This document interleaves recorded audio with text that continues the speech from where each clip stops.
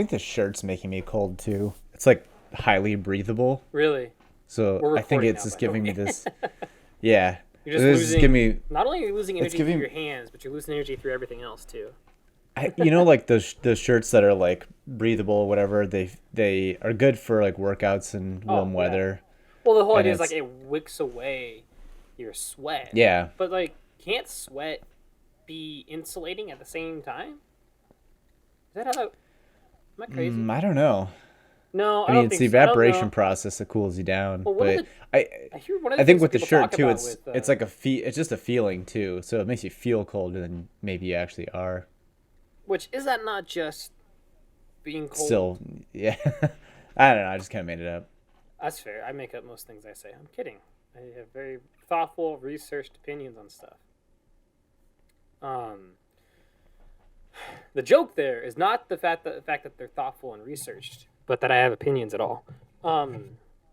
What was I gonna say? I was reading somewhere talking about like sweat and insulation. I was reading somewhere about how, maybe it was a video on Instagram about how like it is.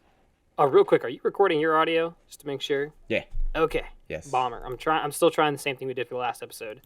Cool. So I'm not getting your audio on my end. So as long as you're recording, we're okay. Trying to make this the highest quality thing and learn new stuff as we go. But anyway, I was watching an Instagram video about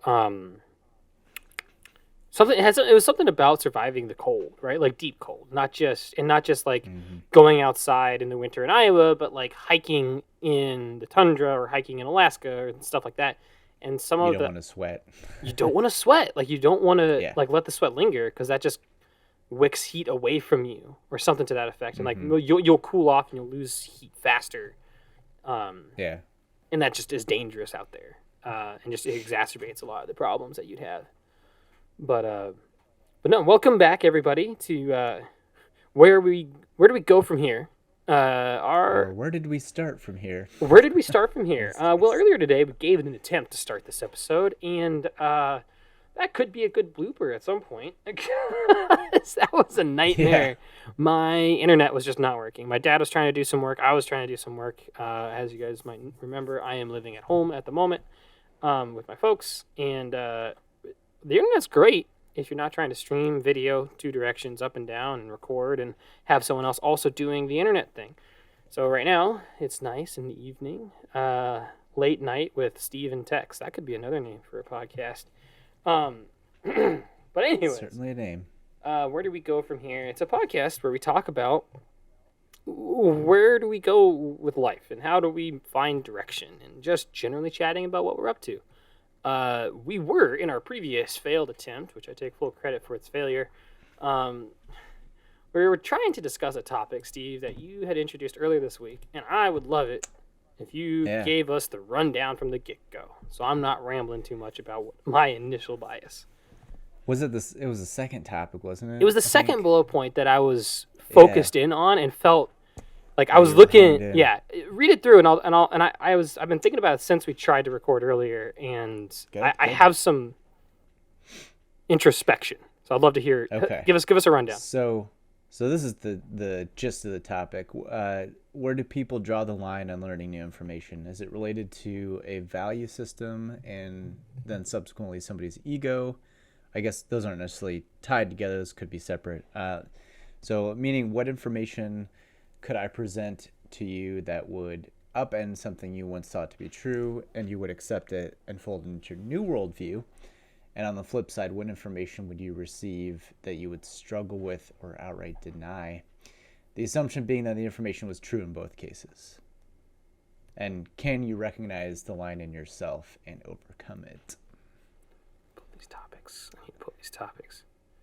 The assumption being that the information was true in both cases. I need to keep that in mind. When I was reading that, my gut reaction, and I was like, my gut reaction was I was kind of like hesitant to talk about this general topic initially, because when I think about conversations where there is an effort by some group in the party to convey or convince the other of information or of the state of the truth of something, my initial reaction is it's something about conspiracy theories or something to that effect. And as you went on to talk about it. And as we took this hiatus between earlier today and now, I was thinking about like, why was that my reaction? And I was just thinking about where's Steve coming from with this. And I think Steve is trying to is like, I'm thinking about what is some interactions that Steve has had with people he knows, people in his life that might have inspired this topic. And I'm imagining it's more along the lines of like, how do you have a conversation around two? It's not so much worldviews, but two different understandings of something specific, right? And how, or general, but something, and like how do you get around that difference in understanding, and convey like, and reach an agreed upon like state of truth, and then I think what's interesting, maybe meta about this is like it requires to be able to have a conversation like that, right? Where someone could have a misunderstanding and someone else could have the truth of the matter. And they're trying to help convey that truth, and it's a matter of conversation and reaching a mutual understanding that requires vulnerability and like introspection. Because I sat there and I was like, damn, dude, because why did I jump straight to conspiracy theories? Like, why was I defensive initially about this topic? Not like defensive to you or anything, but just like you fell into the concept. A little bit, right? Like I was because I'm just. And it's not even that I've had a lot of conversations with anyone that I really know about conspiracy theories, or had to like. I think maybe one reason it was on my mind, and I told you this anecdote, and I just want to say this anecdote because I find it very funny. Took an art class yesterday with my parents, and it was a Bob Ross style oil painting art class. Super fun. You can actually see the pictures that we did right there. I don't know if they come through on the camera super well. Yeah. But mine's awesome. The bottom one there. I'll send you a picture Family of artists. You know what? My dad and my mom are both incredible artists. My dad is learning how to play the guitar. And my mom was a photographer for the longest time. She was a photographer enthusiast, not professionally. But that was like something that she spent a lot of time doing. She was very good at it. She did a lot of sports photography. I was an athlete growing up for high school before high school, and then a little bit into college, but I fell off of it.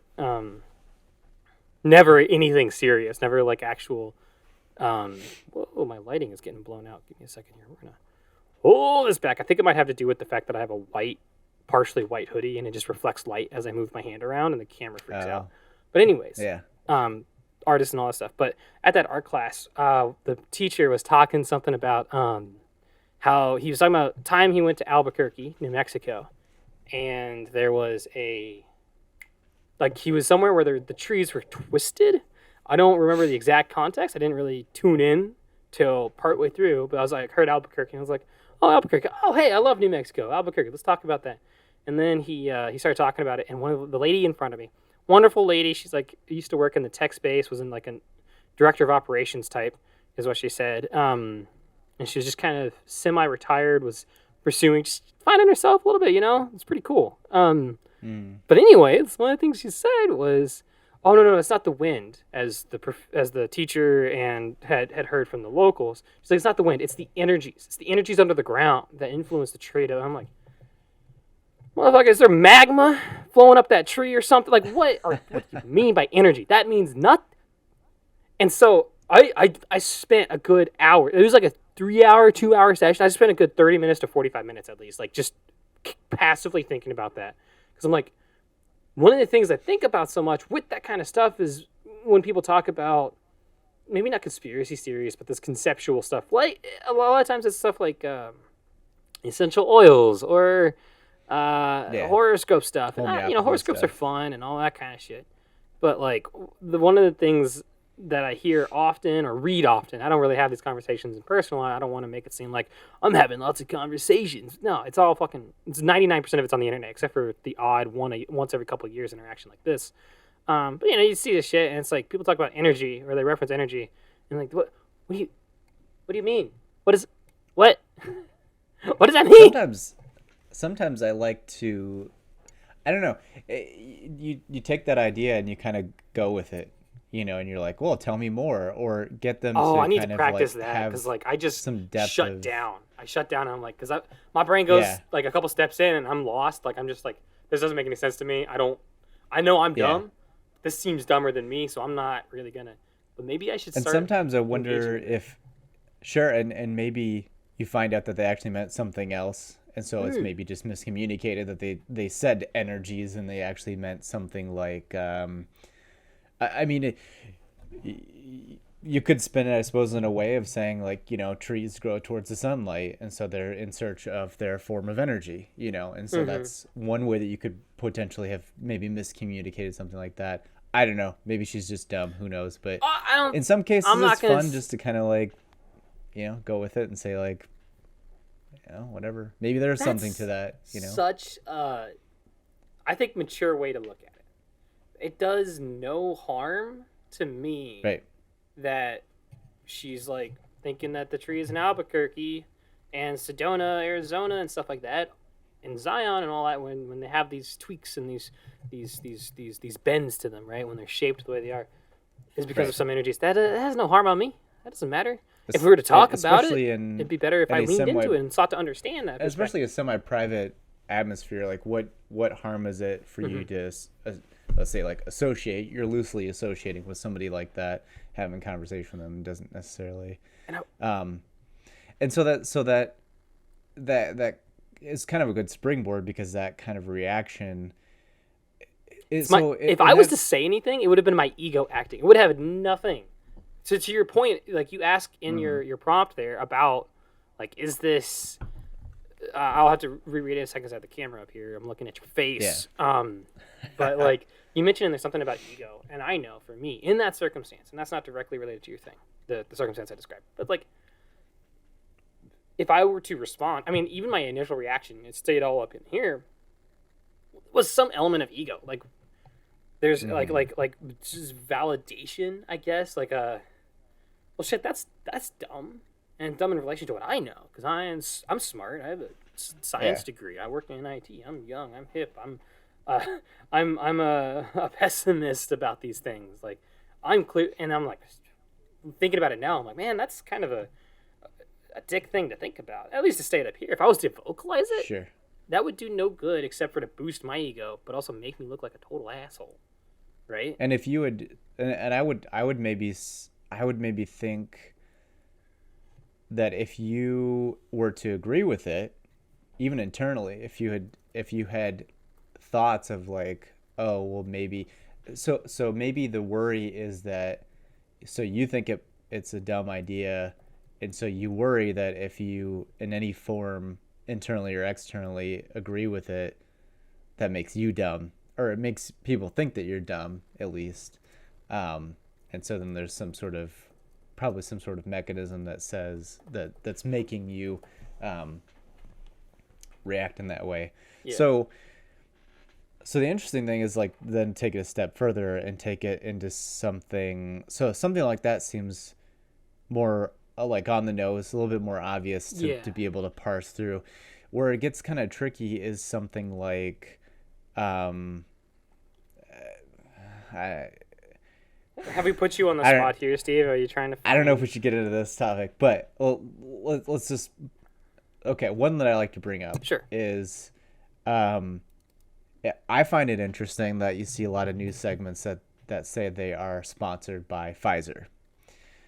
So. Dude. Okay, sorry. Go ahead. Finish your thought. Yeah. So I'll tread lightly on this topic, but to me it seems interesting that you see a lot of news segments that are, at the end they say sponsored by Pfizer. So that's just kind of taking a random example, and that's to say that, you and I work for a certain place, and we're not going to sit around and trash that place. And for me personally, I know for you that's because it's not a bad place to work, first of all.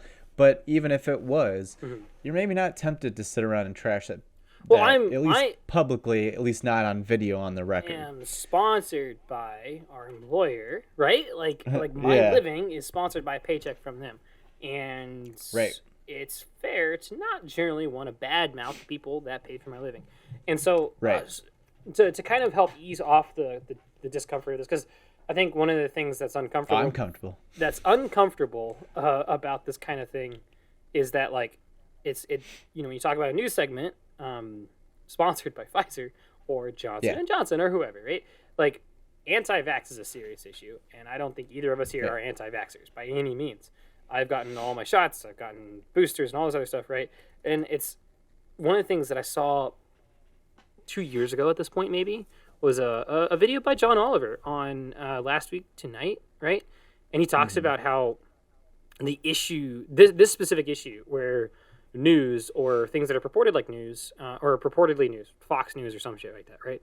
And it's everything from, oftentimes it's from local to corporate, national stuff, 24-hour, whatever. They'll have segments that are like interviewing someone from some company or interviewing someone that has used or is a designer or something on some product or some service or whatever. And that segment is sponsored by the company that supports, produces, or is going to benefit from that product's success, right? And so the softball questions, and it's presenting uncritical views of that product, right? And it's leveraging a platform through the through money and influence and sponsorship deals to put out a message out there, and that becomes super uncomfortable when it's in the form of, when it's affecting news or things that are trying to masquerade as news, right? Like platforms, every platform is that makes money, or it's a matter of like let me put my thoughts together here. That's a sound effect that I'm sure anyone who's listening consistently is going to be like, what the fuck is wrong with text, man? It's constantly having a stroke every episode. Every episode, at least once, he's just like, why do I have 5 thoughts at once? Try to parse through them. Yeah. But it's the, I think capitalism is a silly, interesting thing. Because like money, it's like, it's decisions made driven by money and profiteering and all that stuff. So like, there's always that incentive. To maintain funding, you need to probably toe some lines, right? And it becomes uncomfortable when you're presented with information that presents itself in one way, whether it's through a platform that advocates news or something about real-time events or real-world events and stuff like that, and then it's sponsored by, I don't know, Raytheon, right? Like, imagine a segment about about the U.S. military, like a military-industrial complex, and it's a news segment discussing some advancements or investments or budgeting towards the military contracting, and at the end, it's like, this segment was sponsored by Raytheon or some aerospace company or something. That's like, I wonder if I went back and looked at. What'd you say? In some ways, it's dirtier. If you want to go into that topic of the military-industrial complex, it's a little bit more. It's a little less obvious in those cases because they don't. I mean, it's not always like this segment funded by and is obvious. It becomes the guests that they have that's coming on and talking and saying about how we need to go to the next war with this next country. It ends up being a retired general or somebody that came from the armed forces, is working in the private industry or something. Right, and you look up what they're doing now, and they're working for Northrop Grumman or some armed forces. I think that John Oliver episode is kind of either directly or tangentially related to that specific phenomenon. Right, and I don't. At the very least, it's a very big conflict of interest, and so like taking a step back into the Pfizer one as an example. So, like you said, there's a lot of softball questions. There's maybe an incentive to push certain things, and sometimes just to not talk about certain topics or just not bring certain people on. And so then if you dare talk about anything that then comes off of that as maybe next logical step, then they pull out the terms like conspiracy theorists and all that, like you talked about. And you can present that as. Sorry, go ahead. Yeah, and you can present that as fact. I mean, you can see clips on online that are like brought to you by Pfizer, and it's like almost every single news segment, and so you realize that there's a very real monetary incentive. It's not again the conspiracy theory thing. It's not necessarily that there's some sort of like council that is like setting up a pandemic to then have vaccines to sell that we know of. Maybe there is, but there in my is life, that I always amount. assume things are like not like when I think about that kind of stuff. I don't ever feel like, and could be wrong, whatever. But like I never feel like things are. So from my time at the place that shall not be named and other corporate institutions, like that are big companies doing normal things and stuff like that. Like nothing, never involved anything nefarious, but just like when I see major corporate decisions being made, I don't look at that. Having seen what I've seen, I don't.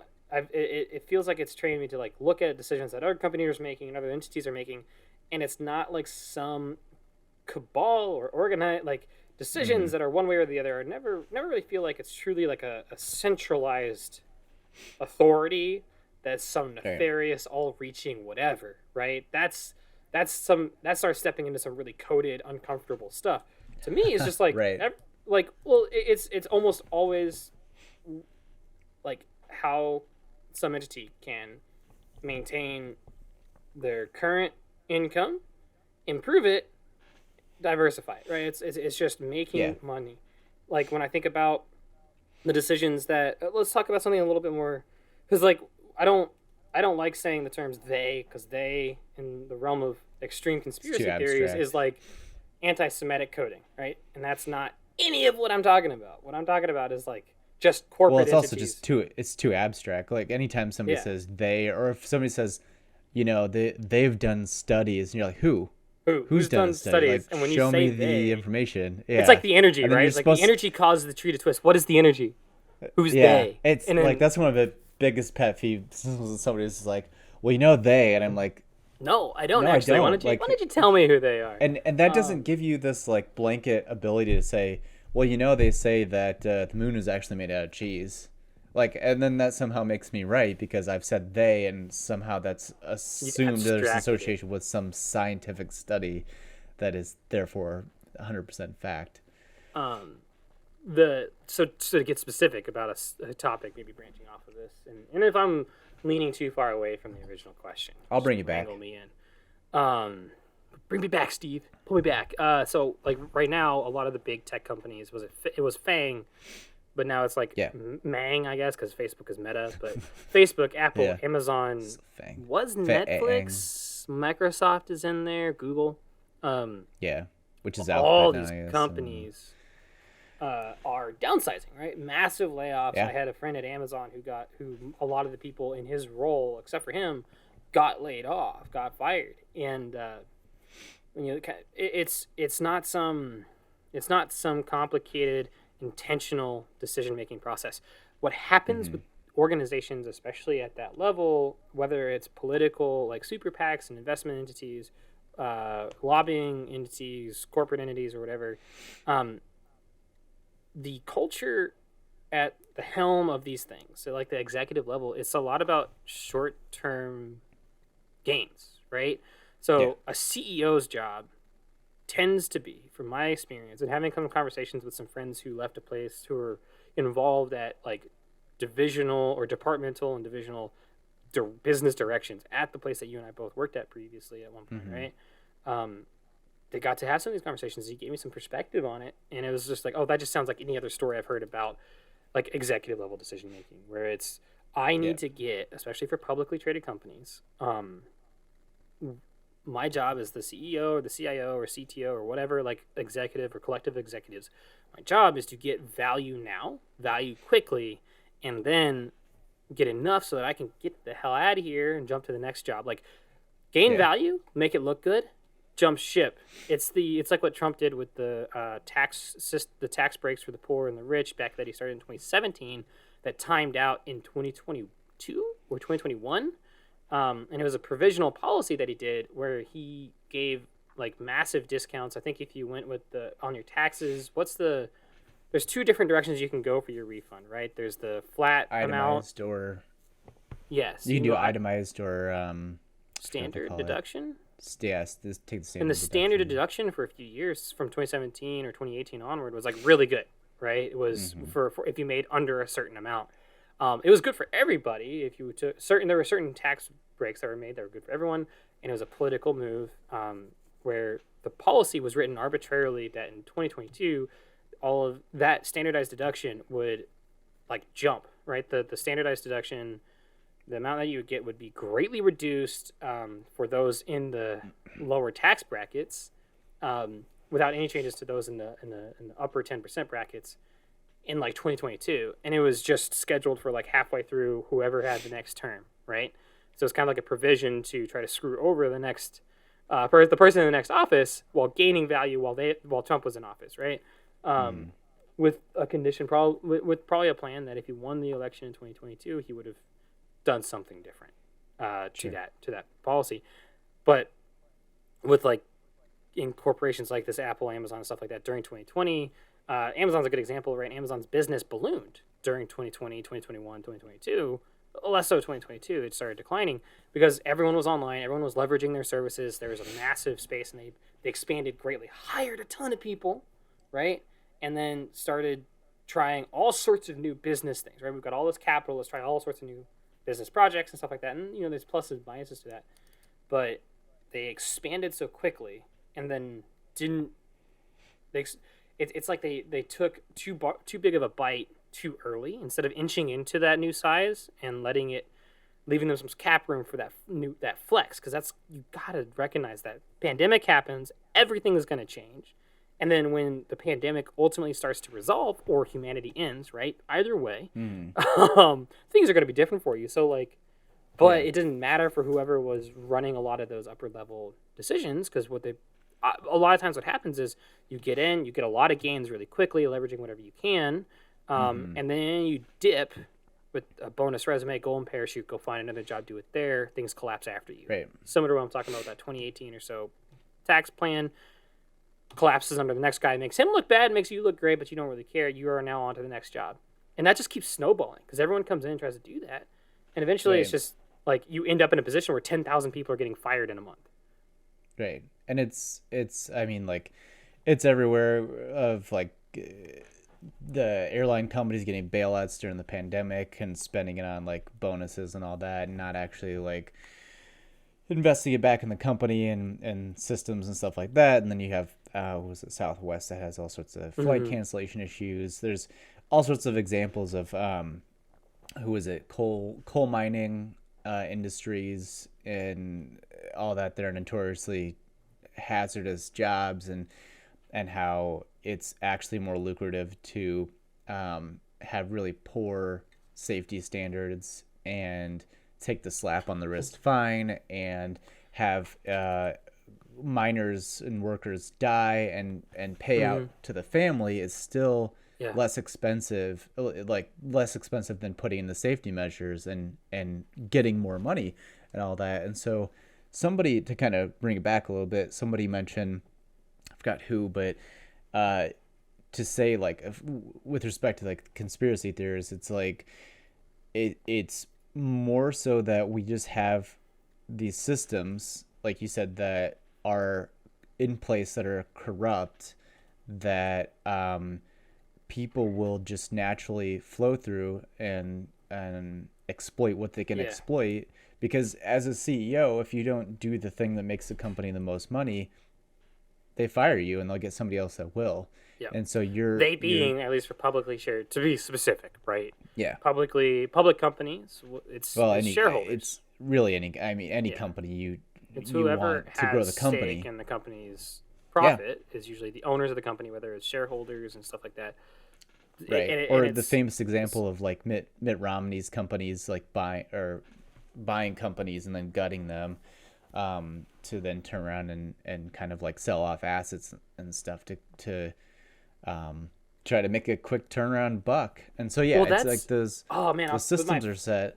And so I think the conspiring that happens is that if you take like a more abstract level view of any given system, or even the crossover between multiple systems, there will be some coherence between groups of people and different institutions, whether that's, the fact that I just heard a stat today that we can go verify. I'm going to throw that out there without having verified it myself. But a large portion of the FDA is actually funded by big pharmaceutical companies, which seems like a conflict of interest.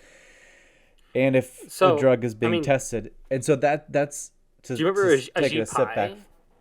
Ajit Pai was former Verizon executive who was given a pretty large payout to leave Verizon, and then he went and helmed the FCC, right? And then aimed to gut and gutted like net neutrality and things like that. And then I don't know what happened. Is he still there? I don't know. I don't think so. He was former FCC chairman. He was ousted or quit or something like that. He's a lawyer. He has been. I don't know what he currently does. I don't think he currently does anything. But he sits at home with his large Reese's mug. Yeah, like it's all right. We're gonna pay you out, and then here is like a long-term compensation plan. Go be on the FCC, do good things for us. Peace. Yeah. And what is it? Wolf of Wall Street, maybe had not to be the white guy who quotes Wolf of Wall Street, but I think was that the one that or no, not Wolf of Wall Street. It was the Adam McKay. Damn it, dude! It was not Vice. Adam McKay movies. I'm googling. We're running with it. I feel like there's been a handful of. I think it was there's been a handful of movies like that. That address like at one point someone's at a poolside talking to FTC commissioner or some executive on there, and they're just like, no, we just like get paid out, bro. Like it's just a big paycheck. Like and anymore it's I got my paycheck, went private, and went from there. I mean that's the game, and so which is examples of the systems that you're talking about. Like it's a matter of systems, not any sort of cohesive, considerate, mindful like cabal or anything like that. The issues that plague us are systems, and it's hard. And so you understand it, and I understand, and I feel like I can have this conversation with you pretty easily. That, like, you get that there's that kind of nuance to that, and so if you were to say something like, it's interesting that the test records for the vaccine or something like that they wanted to conceal for 75 years or something outlandish. There are some interesting dots that you can connect, and if you start to talk about that and kind of explore or just even think about the kind of moneyed interest that is involved there and try to have that kind of nuanced conversation, not everybody is capable of having that. And I think probably largely dependent on your political status is one thing. And other I think there's a correlation at least, but like but people will tend to be very so this is kind of what started the seed of thought was to say like I hear some things and I think like, oh, okay, that's interesting, and I can kind of think through that process, but I don't immediately sit there and say like, no, not going to believe that, and therefore the person that's telling me that is in the case of like Pfizer and the vaccine, like you're immediately anti-vax, or in the case of military-industrial complex, you're therefore against the troops. You're therefore you don't believe in defending our country, and like it. I find it like I don't really care, but I kind of care. It's one of those things that like I find it fun. I just find it funny, like both odd and kind of hysterical to me, because I feel like I can more frequently sit from an outside perspective and listen to those things and say like, okay, like that's certainly interesting. That's something that is definitely worth researching. But then a lot of people will, like, I can have a conversation sometimes and they're like, yeah, I get it. And then all of a sudden there's I know I've talked to you about certain people in my life that I've talked to, and then all of a sudden like some topic, you just hit some topic, and all of a sudden, fall into these ruts or something about it. Yeah, and they can't like something's calcified, and they can't like they're like, no, it's this. And I think like, one of the challenges there is unaware. It's an issue of I guess awareness. I don't know. It's to be able to see that and then to be able to like talk with nuance about any topic, like just trying to introspect when we talk about like the Pfizer thing, right? The thing like interviews on a news station, and at the end of it, it's something about sponsored by Pfizer, right? Or when I see something like that, it's like, or when I hear a discussion around that, I start to get worried about where is this going, right? And for me, one of my personal core tenets is that, like, in my life, when I look at like the political landscape, it's like vaccines are an integral part of modern medicine and modern technology, and I think that does not rule out the issues with privatized pharmaceutical companies, or not privatized pharmaceutical companies, but like corporate, publicly traded, privatized, whatever. Like there's so much nuance to that topic, because like the Sacklers, right? Sacklers and the opioid epidemic. I have a bunch of videos I'll share with you about that I think are really interesting, by George Rockel Schmidt. He's a smaller YouTuber that did a 3-part series about the Sackler family and their influence. It's like a little docu-series of sorts, and I thought it was fascinating. And it doesn't invalidate like maybe some of the good stuff that came out of some of their companies, but like sorry, let me bring my thing back together here. It's basically like, I am down to have a conversation about the influence of money in privatizing medical innovations and studies in science, and the advancement of vaccines and things like that. It's an interesting topic, and I think it's concerning, because you see, like, to use Ajit Pai and the FCC and the deregulation of the FTC and FCC and all these things, and the influence that private businesses have, where like some guy from Verizon can retire from the executive level, get a job at the head of the FCC, make drastic changes that favor the corporations and are anti-privacy and anti-user, anti-consumer, and then get the hell out having a golden parachute from both the FCC and Verizon. Like, that's uncomfortable. That doesn't invalidate the value of the FCC and of regulations, but it's the lack of regulations and oversight, and the defunding of, or the not defunding, but like the reduction in systems protecting the FCC, and the, like, a lot of the problems with stuff like that is like those companies, I think, going back to the Big Short, like those companies don't get any money, right? Like the people that work in the FCC get paid nothing, and Verizon can pay you millions of dollars to do a little bit of work for them as an FCC representative, and then bail and come work for them or something to that effect, right? Yeah. So when I hear the Pfizer stuff, it's like, damn, that's concerning. Vaccines are important. Vaccines are gonna be what save us from the pandemic and what get us out of this issue in the long term, or at least stabilize. And then it's in the hands of private organizations, private U.S. organizations that are notorious for lobbying against regulations, so that they can make a profit and cut the edges. Like you talk about, like Southwest Airlines, where they're gonna take the hit for poor safety regulations, because they've looked at it and they're like, in the short term and in the long term, short term costs us a bit, long term it's more cost effective for us. And that's the part, that's the nuance angle that I get. Yeah. And on my end of it, when I hear someone, like when I talk about my initial kick response to this, I'm like, I don't know if I want to have this conversation, because I don't want to talk with someone who I don't want to talk with anyone that takes that little bit about, like, hey, here's an ad about Pfizer sponsoring this vaccine piece from a news, and then you're just like, anti-vax, vaccines are all bad, this is not a good thing, blah blah blah. I'm like, what? Hey, no, that's like that's what gets me, because they lose the nuance to the conversation. It loses the nuance. Like, one thing doesn't have to invalidate the other. It just adds texture to it, and we have to understand it. And it's so much more,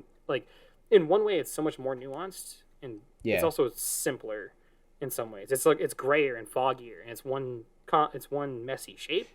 It doesn't have, these things don't have the clean lines that a lot of, like, all right, well, Pfizer's bad, so vaccines are bad. It's like, I think there's also a sort of and so to take another look at that too, some of the things that I've talked about just now in this conversation, you get people. So like you brought up something like, vaccines are great and all that. Yeah, like there are a lot of good vaccines. Now, one thing you have to be careful about then is to say that you can't have a blanket blinded trust in institutions, because they are fallible, they're open to corruption. And so, like with the vaccine thing, one thing that gets people in trouble is that because they have such strong faith. It's weird to say it's like faith in a scientific institution because that seems like faith and science like different. People, again, to kind of answer the initial question, is like I think people get entrenched then in their sort of like beliefs in institutions. There's some rigidity in their thought, and so then if you do have this start going down this conversation of like what you said, that there is a moneyed interest in a private company and lobbying money and all that, and that opens the door to certain corruption, and that if, like, let's say a vaccine was rushed to market and some people are hesitant to take it, that's understandable. I mean, like, I don't know if you were aware of the whole Tylenol thing that happened. I can't remember even how long ago it was, but like something to do with it was recalled in like the late because 2000s. 2000s. I think it might have been before. Maybe I can't remember like the time, I've heard but of this before. I think people might have even been dying. Yeah, it might have even been before my time. If that tells you anything, but people they had recalled. Let's talk about the opioids from the Sacklers, Sacklers, right? So the Sacklers, as a company, it wasn't Pfizer? Was it Fisher? No, I know it wasn't. I don't know what the name of the company was, but it vaguely reminds me of Pfizer. Could have been a Pfizer thing. Yeah. I don't remember, but it was the Sackler. Didn't they push the FDA too to like? Oh yeah, dude, they were paying everybody off. Like they would pay doctors. They paying everybody. Go to conferences, and they would just pay them to be like, "Hey, you know what the problem? Like, prescribe opioids. Here's heroin, right? Prescribe heroin to everyone. Prescribe opioids to everybody, for everything. And then here's the rhetoric that you put out there about if someone is having an adverse reaction or is not having, it's not helping their things with making it worse. It's they're not taking enough of it. Their dosage is too small, and their body needs more to be accustomed to it. And it's all about managing. And it's money being thrown. Yeah. The Sacklers are just throwing money at these doctors and these institutions, and it's like it goes back to there's a constant. One of the things about the nuance of these types of conversations, like when I have talked to some friends. I have not some friends. I have one friend who is a generally relatively conservative fellow, smart, mindful, thoughtful guy who he's very just slow to act on things like the vaccines. Like he was really concerned about, like he is a very traditional guy, Catholic, just American Catholic kind of thing, and he wanted to have kids. He wants to have kids and that's noble, whatever. I don't give a shit about that. But like one of the things he was deeply concerned about with the COVID vaccine. The Johnson, doesn't matter which one, I think it was all of them, the mRNA based vaccines, Pfizer, Johnson, whatever, was like he was kind of worried about the rumors about it causing infertility. And what was interesting was that this guy, we worked together, and he was I even dismissed it. It was like months, like was it late 2019, November 2019. He's like, dude, this COVID thing in China, it's going to shut everything down. Like he was calling it then, and I was like, I don't. Yeah. What are you talking about, man? And then all of a sudden, March 20, like not even March, but like it was like building up, and he's like, yeah, it's gonna shut down, and he isolated through everything because he didn't trust the vaccines, not for the like the way they functioned. Like he seemed to try to his best to understand how they functioned, but I think some of his fear of the rumored consequences that weren't super well studied, and that was one of the hard parts about early 2020 was like or early when vaccines were coming out. It's like, how do you know, right? How do you know all this information is valid or not? And there's so much going on. But one of the challenges. It's also the case that they vaccines are typically tested a lot longer than these ones were as well, and it is a new type of targeting. But at the same vaccine. Time, and it's one of those things where it's like to play devil's advocate. Oh yeah, no, totally understand that, and I think that's a reasonable thing to be concerned about, and I think there's room for discussion.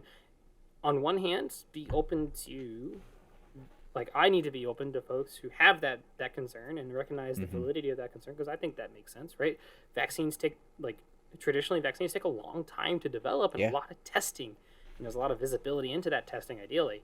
And this was, on one hand, it's like the space race, right? Like we decided we need to get to the moon ASAP, and we put our heads to the grindstone. And what's incredible is that under pressure, human beings are genius and intuitive, and we can figure shit out. It's a little rough around the edges, but I think one of the challenges I've seen, and one of the reasons why I get hesitant about these conversations, is that the folks that are more conspiratorial minded tend to take those rough edges and run with it, right?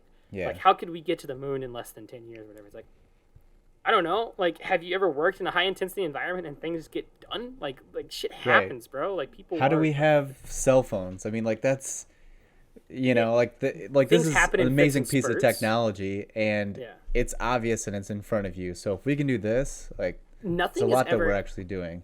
One of the things I remember now what I was trying to get at with bringing up my friend, but it just made this whole thing makes me think about how I feel like we struggle with recognizing, just as human beings, a lot of times we struggle with recognizing the ebbs and flows and instability of everything. There is not a stable state in any environment, in any whatever concept, literal or metaphorical. There's never a stable state. It's always oscillating on cycles of like, we had massive advances in technology in the last 10 years, or in like the late 20-aughts and early 20-teens, and that might not persist. And then we had massive advances in technology during the space race, and then that fell off. And we had massive advancements under huge pressure under the Great Depression, right? Our social structures and our way that we approach generating, reducing unemployment, generating, like, what was it, the Works Appreciation Act or whatever, or the Works WPA, I can't remember. Damn it, what was it called? But anyways, it was a public works project funded by the or established by FDR in 1935 or so. It was basically a way of creating 8.5 million jobs, and it was paying artists and creatives to do things in their communities and to create cultural elements, music, arts, all that kind of shit, literature, all this stuff, right? And that was because we desperately needed jobs and to try to create an economy during and post the Great Depression. World War II required a massive push in manufacturing, right? Like, it's not unheard of and unbelievable to have a vaccine or like to have something crazy and cutting edge technology be pushed out in months and years. Yeah. But along the way, we cut a lot of corners, and that's all fair. It's just let's keep it balanced, right? But that point about the cycles of things is that like with regulations and private companies, there is always a push and tug, and we all right now in the last couple decades, maybe last half century, I don't know. It's so hard to tell, but it feels like, depending on how you look at it, we are in a cycle of regulation entities have been the regulations on private entities have been reduced, defunded. We've defunded regulation entities. The influence of lobbies and private entities on our politicians, on our like systems and our infrastructure, local ISP monopolies is a great example of all these things that have propped up over the last 20 years that cause issues. And it's because that one side is lax, the other side has become like our sentiment. I think the common sentiment about corporations is a lot more negative, has progressively gotten more and more negative over time compared to maybe what it was post World War II. And during the era when the boomer generation was starting to develop in the careers, and we had at least some holdover of like the civil rights movement and a lot of the work reform stuff that happened in the early, mid, and late 20th century, like all those things, we're on the other side of that. Like, there's a push and a pull, and we're kind of in a certain part of that cycle, and there's never going to be a balance, because as soon as you start going into heavy regulations, you end up in a position where, like, I don't know, there's consequences that I don't really know what that life is like. I haven't really lived in a life in a world in America where there has been heavy regulations. But I feel, does that make sense? I want to pause. Yeah. I think the core of what I'm saying is that cycles and stuff, and being comfortable with that, and not seeking in any. I said I was going to pause, but I'm going to keep going for a second. It's just in these conversations, nuance can get lost because we're trying to drive towards an ultimate truth or an ultimate status quo, and that just doesn't exist. Yeah, and I think what you were kind of saying about the fringe people kind of sparked an idea. Is I think I don't want to generalize people, but I'm going to. So if you take like the two political parties as a categorization, I think one tends to have, so I'll say like, if it isn't obvious, we're American. Yeah. Good day, mate. So I feel like a lot of So I'll categorize it this way. I feel like on the liberal side of things, there is a heavy leaning and um, like heavy faith in institutions. And I think on the opposite side, on the conservative side, there tends to be a more um, distrust in institutions, Oh man, which I would which kind of leads into the argue whole like the smaller. opposite. Oh, I really? would argue the opposite in different ways. Like in the I'm Talk about talking like nuance. I'm talking in the fringe, like the fringe extremists. So like taking the case of like the pandemic and all that, Okay. people like taking the vaccine and all that. It's like have faith in the science institutions, have faith in the vaccine and all that. And then on the opposite side, you have a lot of people that are like, I don't trust any of this. I'm not going to take this. I don't trust this. And Yeah. so the truth again is somewhere in between. It's nuance, like we've been discussing, and Yeah. we will millions of times. Is that um, again, like you should have some trust in some of your institutions, some of the And- regulations and all that. Like the And FDA, trust them. And time, they change with time too, right? Like right?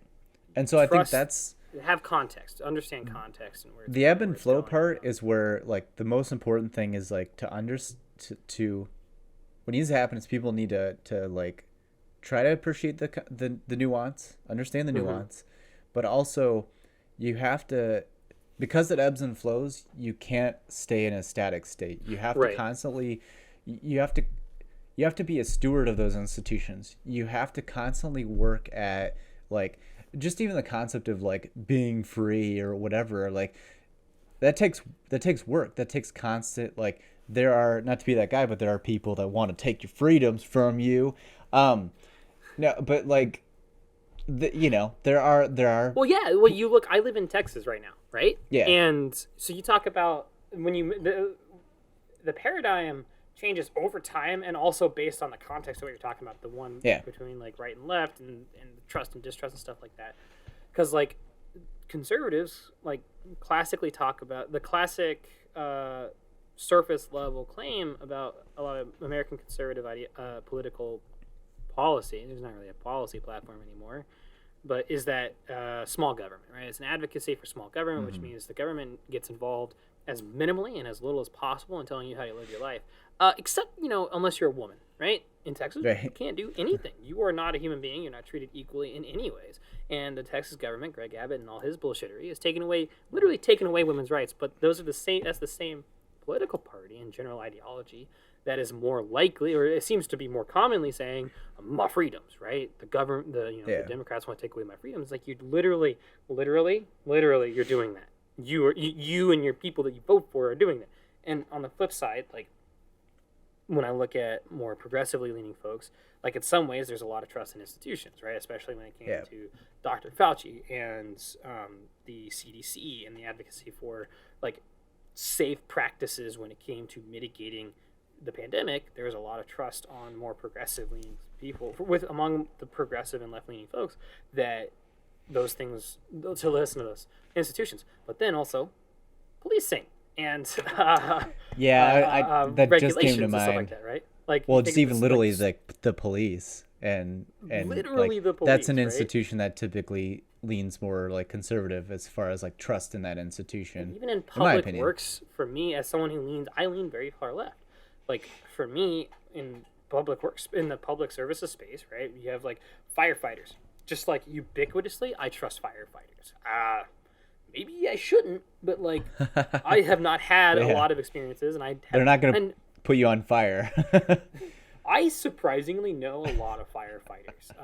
Like 4, I think, in my life that are good friends of mine, and all of them are just like stand-up people that are just like there's no bigotry in their heart. I'd They say are I throw honest and EMT respected. in that as well. EMT, firefighters, these kinds of people. And then Mm-hmm. like cops. I don't know a lot of cops, and I also kind of don't like cops. That all this Memphis stuff, I kind of as a meme, but it's just there now. My background just says fuck the cops. And that's even then that's nuanced, right? Like I don't think that policing is unnecessary. I think it's there's a whole conversation to be had about Yeah.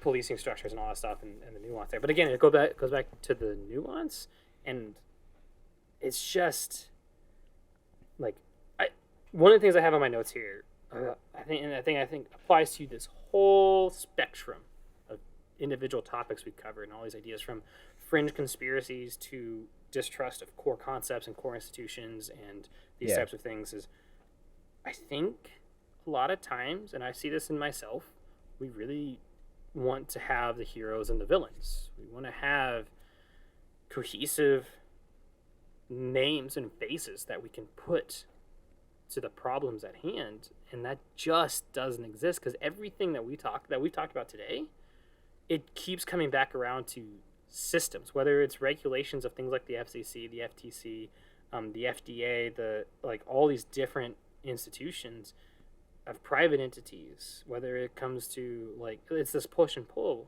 and all these things, but it's always systems. It's never any individual or any demographic or anything. It is the push and pull of our systems and the motivations. And this is, for me, the common denominator that I come down to personally is money. Yeah. And I, as a vaguely postmodern anarchist, which maybe in some world 5 years from now this is going to get me in trouble, or whatever. But I don't. I'll tell him where you live. Everyone Don't worry. knows where I live. It's fine. It's part of the. But I don't personally believe in the absolute moral human necessity of money. I don't think money systems are a moral good, an ethical good, and a natural thing. I think they are systems that it is a part of an international system through time, through millennia, thousands, hundreds, tens of thousands, hundreds of thousands of years, whatever, that we've been built up on, and it's just the postmodern part of my worldview is that point of I don't think the way our social structures exist, at least in the United States, is a moral good inherently. But I also recognize that what I see an ideal as is not gonna happen. So I'm going to do what I can to survive in the world I'm in. That's a little bit tangential. To live, I'm going to do postmodern anything is kind of this idea of accepting the limited scope of influence that you truly have, and trying to do the most good within that scope, within that practical scope. But regardless of what the specifics are. But getting back to my main point, it's systems. For me, I see it as money and the concept of ownership and proprietarianism. Others might see it differently, but really it's just a matter of our systems have faults and consequences they have consequences. Whether it's a fault or a boon, they have consequences, and they have drawn ruts. And to have a nuanced conversation, or to be able to convey an idea and influence someone else's mindset, or maybe help someone see something different, or have you see something different, is the ability to introspect and take the moral out of something, take the need for a face or a name or a person to be a hero or a bad guy, and just recognize that systems are at play, and we're one big social organism that's moving and has all these moving organs and organelles, kind of operates autonomously in a lot of ways. Yeah. Being able to see that element of just life in the world we live in, at least in the United States, that being able to see that will help navigate the challenge of nuanced conversations. Yeah. Does that make any sense? Did I end It up does. anywhere? But I don't know that we've answered the question though. Did we answer the question? I don't think we answered the question. Man. I So, feel like getting back to it, I think we kind of touched on the topic, but I mean, I don't know. I feel like, I don't know. I feel like it's a complex answer. I feel like it comes in. It comes in with the ruts. I think is a good one. Where do you draw the line on learning new information? That's the core question. Where do you draw the line of all right, I'm open to learning, and then when does it shut down? Yeah, Right? I think it has to do with your past experiences, your habits, all of those things. I mean, it's no different than changing a habit in a lot of ways, because it's I am open to having all these conversations about everything but this thing, and that's because it's always in the struck a chord with past, me. I used to be fairly religious. I went to a Catholic high school, and until my first year of college. Until after my first year of college, I was pretty religious, and I kind of saw like I saw a moral. There was like a moral, vaguely moral absolutism to the world as I saw it, and that has completely changed. Right, it's very loose for me in that way. Not loose morals necessarily, but just there's not a lot of absolutism. Except for me, my line, where that line is, where you talk about where do people draw the line. To answer these questions we put out there, I try to answer it for myself first, right? Sure. And I think my line kind of lands at what I talked about earlier, money systems. And I ran into an issue where I had a hard time conveying my perspective and then even being open to the perspective of my friend who was talking about, like, he was, like, challenging how would a world look without ownership. How would human beings organize in a world without ownership and money systems? And I'm kind of like, I don't have a good answer for that. And I kind of just shut down and was almost saying, like, I don't want to talk about this with you or whatever. Yeah. And when I look at that, I'm like, that's where my line is. And for me, I don't think I have a good way of, I think money systems are the issue, but I don't have a solution. Like, I don't have a better alternative. I don't know what a better alternative could look like. It's in a language that I've never spoken, and I don't know how to speak. Yeah. Because the only world I understand is a world of ownership and proprietarianism, where I have something and you don't. Like, I am me and you are you, and there is nothing like there. I am myself, and that means I am also not myself. I am not myself, right? And there are lines between things, and this is my book. This is my parents' house. Yeah. And that, when you look at nature, kind of exists and kind of doesn't, right? Like, yeah. Does nature have any sort of consciousness about, no, there's no, everything is everything, kumbaya, or whatever, there is no ownership, no line. I'd say nature has more loose boundaries on categorizations of ownership. Like, and it matters, it's all, like, you look at time, right? Like, yeah. The passage of time, the wood that makes up this house is going to be compressed, like the mineral, the elements of the stuff will be compressed into rock in some 50 billion years or some shit, right? Like, I don't know. I guess the Earth has been around for what, 5.5 billion or 4.4 billion or something like that. So maybe not 50 billion. But, you know, some millions of years down the line, none of this is going to exist, and it's going to be reconstituted in some other way. Mm-hmm. And so it truly is like the trees that were once alive that have been killed and cut down to make this house, they were borrowing the matter. Yeah. It was everything's in motion. Everything's always in motion. Some form. And yeah. I would like to talk about that a little bit next week, because we talked about, like, sitting in our car, right? And yeah. The weird experience of just, like, sitting in your car in a parking lot eating a burger, right? That is such a nuanced, abstract, emotional thing for me, and it's There's such some a poetry weird, to that. thing. It really is. You know, like, and I want to talk about that somewhere maybe next week, because I want to do some thinking on that. But for me, so going back to the point I was making, my line kind of sits at this concept of ownership, but I don't have a, like, and how do you, like, where does that come from? Where does that line come from? For me, I think it's an element of ego, of, like, damn it, like, in my gut, my abstract, I think this is right and moral. And even deeper down, I know that's kind of the wrong way to think about it, and that to kind of be closer to the truth of, like, to be closer to the truth of the universe or some fucking hippy dippy shit like that, it would be the right place to land is somewhere probably amoral and to let go. But then you start digging into this, like, how do you even understand the world's, it's too much, it's too complicated, it's too big in time, scope, in the moment, across time, like, whatever. Yeah. But I know, to try to answer that question, I think it is an element of ego, and I think it is an element of maybe control or understanding or fear or just a need to moralize things as good and bad. Yeah. That all kind of wraps into the ego, I'd say. Yeah. In general sense. And it's not even inherently a bad thing either. Yeah, I mean, there's some elements of but the then ego bad is moral, and then moral to I'm sorry. I am in a loop. My brain is hit a recursive loop here. I'll answer it for myself. I think it's I don't have any values or morals, so mine's all ego-based. That makes life easy. Yeah. No, I think no, it doesn't make life easy, Tex, actually. No, I Sorry, keep do. going, No, it keep going. does. Some ways does. No, that's a joke, by the way. I think mine is somewhat ego, but not in the sense of like the egotistical sort of thing. I Mhm. have noticed that in the past I've had compulsion to.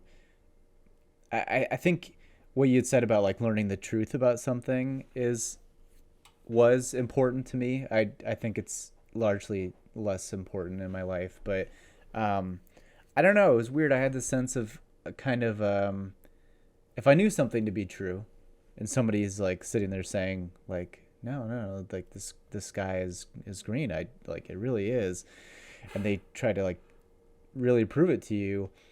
I don't know. There's this compulsion I had to sort of like resist, like strongly resist that like entertaining that idea or thinking about that or Mhm. whatever, because it's like maybe part of it was just I don't want to be associated with that, with a Mhm. wrong answer.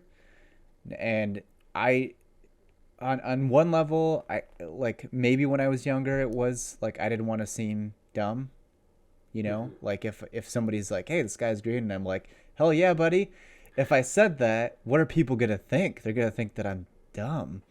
Yeah. And as I got a bit older, like that was when I was like maybe much younger. When I got a bit older, I think it was more of just I maybe recognized something out of something in my childhood, like not going into saying like, "Oh, I suffered some sort of childhood trauma," but Well, like, everyone has this thing is like life. Life life is is trauma. irrational and traumatic, and Yeah. so everyone So has trauma. It's I'll just use relative. trauma, but not in an extreme sense. But like, I believe there's something in my family upbringing Baggage. that, yeah, I'll call it that. That was a sort of like almost a competition, not a competition, but like some sense of fighting to be right about something. Hmm. And I think that was kind of ingrained in me then. And so to kind of like draw this to a conclusion, my answer, I think there was a sense of that, like a little bit of ego or like childhood whatever regurgitating in me and saying like that's where I draw the line. And add on top of that certain people that I've talked to where they've had ideas that I felt like maybe were outlandish, whether they actually were or not. Like I realized, and even like in the last couple of years, I've noticed it still creeping up, is this compulsion when somebody gets on a certain topic to Yeah. then be like, what the hell is this person talking about? Like, what is Well, going on my that here? that one lady in the art and the painting class, like Yeah, I did have a compulsion to at least like. I mean, I had a compulsion to bring it up here, or to talk with my parents about yeah, it, or to be like I put a note in my head. I wanted to come back home and be like, "So did you guys hear that? Like, what the fuck was that, right?" right. and And and then I didn't, and then I forgot about it until now, and it doesn't matter. yeah, and Like, like what I've like when we started the conversation or like earlier in the conversation where you can kind of explore the idea mm-hmm. without any ego in it, it makes for at least an interesting story. Yeah, And maybe you do learn something. Maybe it's not like the thing the person wanted you to agree about sure. or understand, but you maybe gather something about it. And maybe Mm-hmm. that thing you gather is just to not ever talk to this person about this kind of Right, and topic that's ever totally again. fine. That's totally Um, fine. but yeah, I think it's made my life a lot easier and less stressful. And I think I don't know. I've never talked to any of the other people that has come up with, but I feel like it's made certain relationships a little bit better because Yeah. in that I'm not in that I'm not immediately in that state of mind to be like, what is wrong with you? And which can maybe cause the other person to feel alienated or feel like that they're stupid just for believing something that they believe in, which is not true because these people that I've had these conversations with are not dumb. Um, in some cases, maybe they're misguided. I don't know, but Well, also like I don't know. I didn't. I call the dishwasher the dish machine. well, you're not wrong. It's a machine that is related to doing something with dishes, right? It's yeah, like someone might look at my. I mean, I know my ex got a great kick out of that. It's like she's like, well, I mean, that's kind of silly. I was like, yeah, I guess it is. If Okay. like and like it wasn't like she was judging me or anything, and I didn't feel judged. It was just like just like, huh, that's a thing. And that whole reaction is, I think there's something healthy to be taken to apply that kind of mindset to life in a lot of ways, where you can just form relationships a lot better if you or just have conversations. And it's like, well, why would I want to, like, why is it matter about forming better relationships? Like, we're human beings. The one thing, if we could boil anything down, like the one thing we like to do that brings us any real true fulfillment, I think, in a lot of ways that you can boil anything down, is just for relationships. Having relationships, talking to people, and maintaining some amount of relationships, growing new ones like that. That's even deeper. It's like, it's who we are, and we are our relationships. You know, it's not that we necessarily enjoy them per se, but like that's who we are. They kind of define us.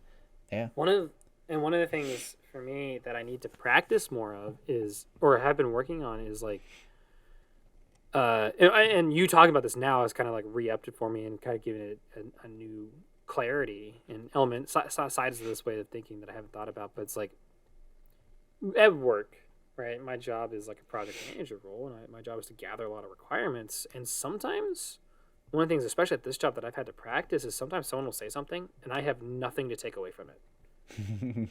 Like, in my whole life, this has been the case. Like, sometimes someone will say something and I'm like, that's yeah.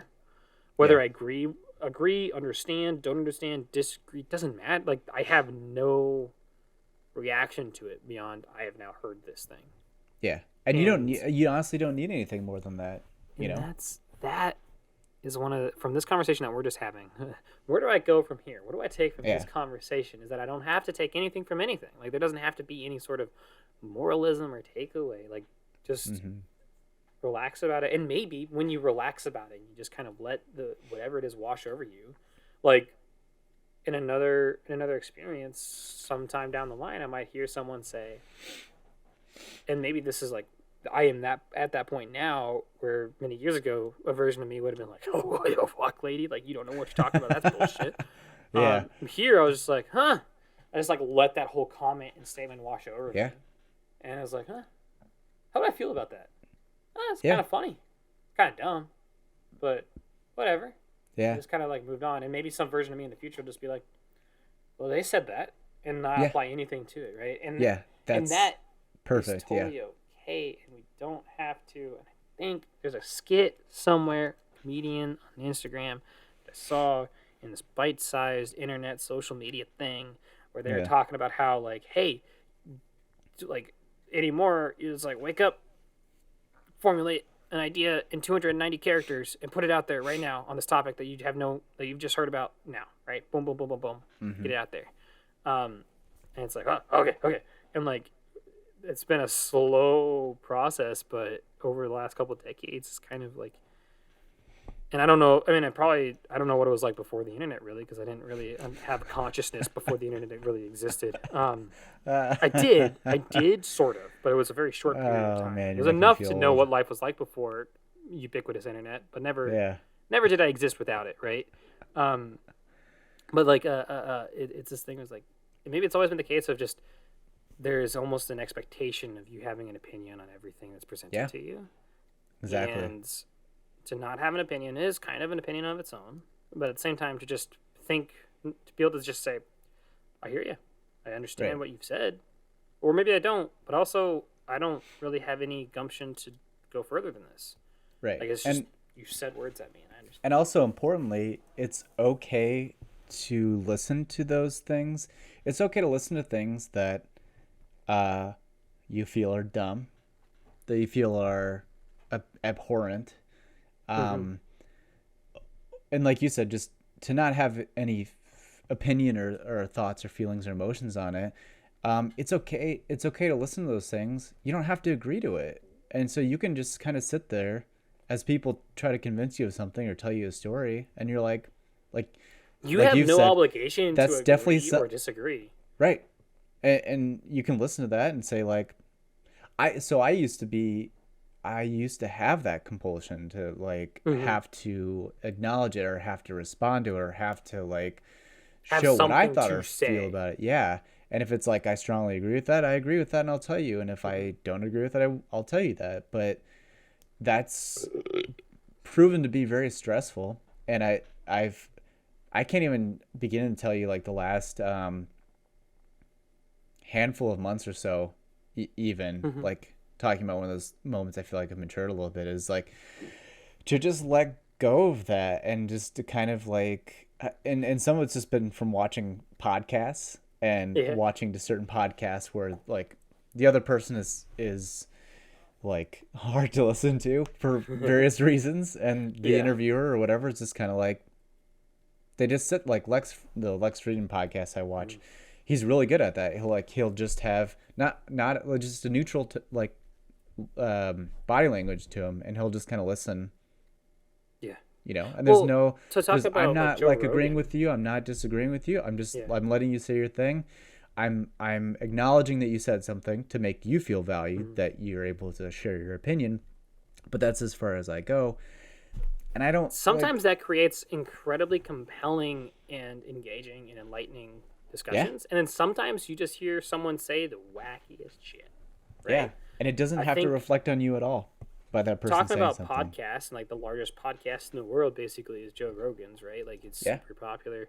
And I think one of the reasons it got really popular, and I was reading some comments on a subreddit about his stuff, and there was a chain of thought going through that collective of conversation about how like one of the things that Joe Rogan does really well is he's all like similar to what you're talking about this Lex Friedman guy or whatever, but like in a different way and much more like Joe's just all in, right? Like whoever Yeah. he's talking to, he's all in on it, and not necessarily like agreeing with everything and be like, yep, just talk, Yeah. but he's like. He's there. He sits in that headspace with them, and he's gonna Yeah. digest it with them. Sometimes he'll push back, and a lot of times he'll like agree with it. But like he does, and the challenge with that He's though, is, like, exploring the conversation. the challenge with that for me is sometimes that presents, and maybe I should watch some of that Lex Friedman or listen to some Lex Friedman. But the problem with like one of the reasons I think, and we've talked about this, I have some like Joe Rogan rubs me raw a little bit, not like in a terrible way. Yeah. But I'm just like, what? There's something, and I think this conversation on Reddit kind of helped give me some language to think about this a bit. But it's like, I think it's because he is often just all in and has a bit of that lean, like what you were describing about Lex, and that general idea of just kind of being with the flow, but not necessarily leaning downriver or upriver, just kind Yeah. of there. Yeah. I feel like Joe kind of like leans downriver with it a little bit, and that can really Not get always, out. but Not always, but in a lot of ways, like he has that initial lean, and that can get some incredible stuff out of people because it just Yeah. makes them comfortable to share everything. Not totally uncritically, but sometimes it feels like it tips into an affirming of whoever's talking and an uncritical view. Not always. I'm not saying blanketly always, but just like sometimes it kind of tips into that. And I think those are the moments where I get rubbed a little bit raw because I'm like, well, now let's lean it back a little bit. Let's come back. Let's come back a little bit. We don't have to be But like. again, it's leaning not- upstream to, it's we don't not. have to totally Yeah, but it's counterbalance. also You don't have to not. counterbalance it. You just like I don't know. But it's also it's not his responsibility. Like he owes nobody anything to like have to do that. Yeah, and that So- and to what we're talking about here, it's like it comes to me and I consume Yeah. it as it is, and I let myself make a decision about it. And I don't have to go out and be like proselytizing to the world that you shouldn't watch Joe Rogan because sometimes Yeah. he's supported mildly some people that say dumb things and bad things or false things. Like Yeah. I don't know, man. Like who gives a shit? And some of that Right. too, not to like again, not to just to play devil's advocate. Some of it could just be like you got people in your family, you've got friends that do and say dumb things too, but it doesn't Yeah. mean that you don't still value that relationship. So No, yeah. you And know, as you again, get older, separating the that's art one of the and artist hardest kind of things. thing. It's one of the hardest things to get older with is like, man, things aren't black and white, and everything is gray. And you can't just paint someone monochromatic, or you can't paint Mm-hmm. onto someone all of the weight of everything. Right. There are no heroes and villains. It's Just everybody's people, a man. mix. Yeah. Everyone's just people. Sometimes people do more bad than good. Maybe it's like one really, really bad thing that they did, or maybe they did a lot of bad things or whatever. Yeah. Some good people can do some bad things. I mean, and I think like there are some absolutes out there, but it's not very common that you find an absolute, right? Yeah. And actions and decisions can be absolute, but people aren't, right? Mm-hmm. Like someone who's a good person to someone else could have done an awful thing to other people. Yeah. You know, there's some people I've cut out of my life where like I think he's an absolute piece of shit. He's done awful things to me, and to other people in his life that I've seen. And I'm like, I can't ask. I told some of the people that we're mutuals with, I'm like, hey man, I can't spend time with this guy. If he's in the room, I leave. That's it. Yeah. And I'm not asking you to do anything. I'm not asking you to choose friends or do anything. I am just telling you, and the only thing I ask of you is to respect that, so that if you're ever organizing something, just know that, like, probably logistically, just practically, don't put us in the same room together, and everything will be fine.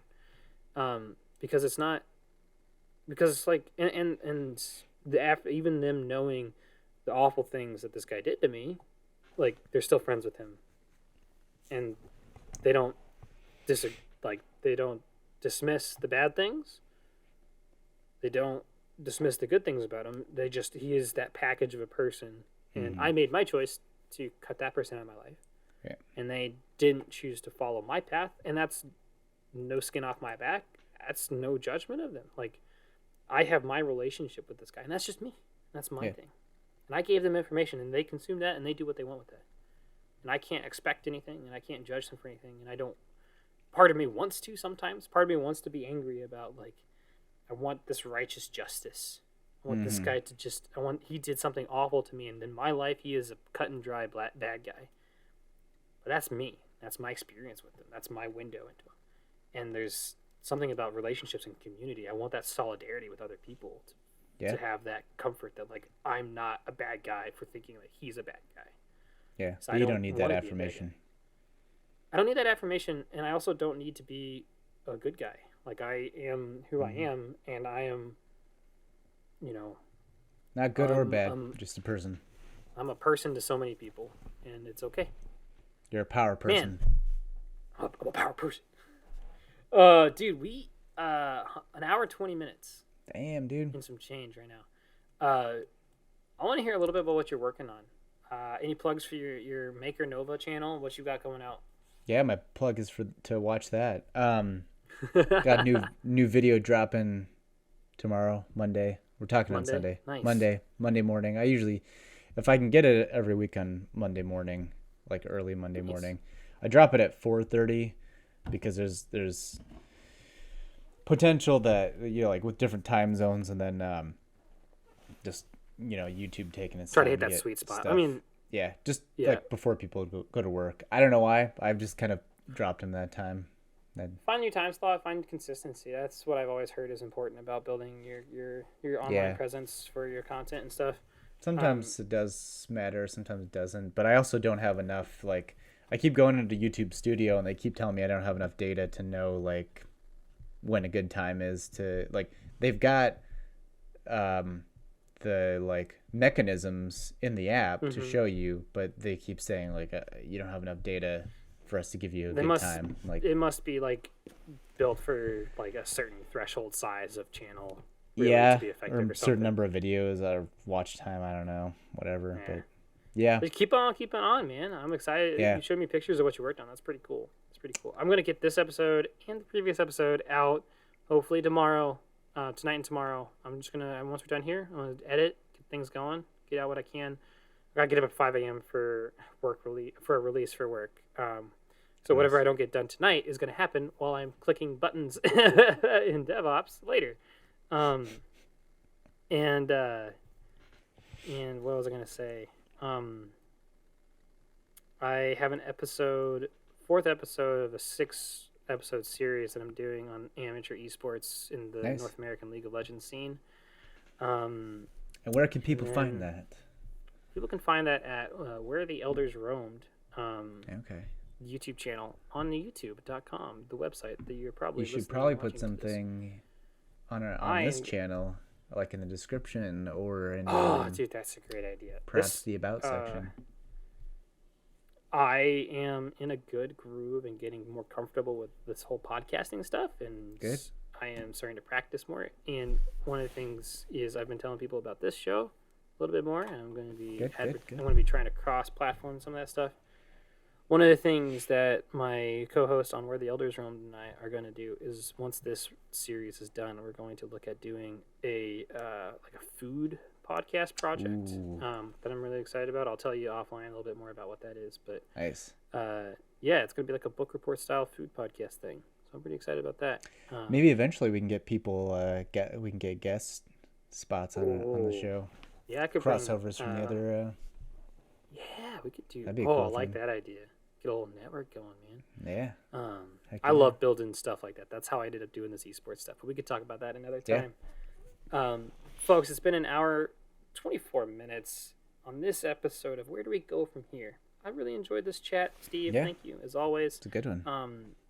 We will return in a week's time to talk about more things about where we're going in life and how we can figure it out, and just trying to generally be best versions of ourselves that we can be. Thank you, everyone, for being here. I've been Tex. This has been Steve. Have a good night.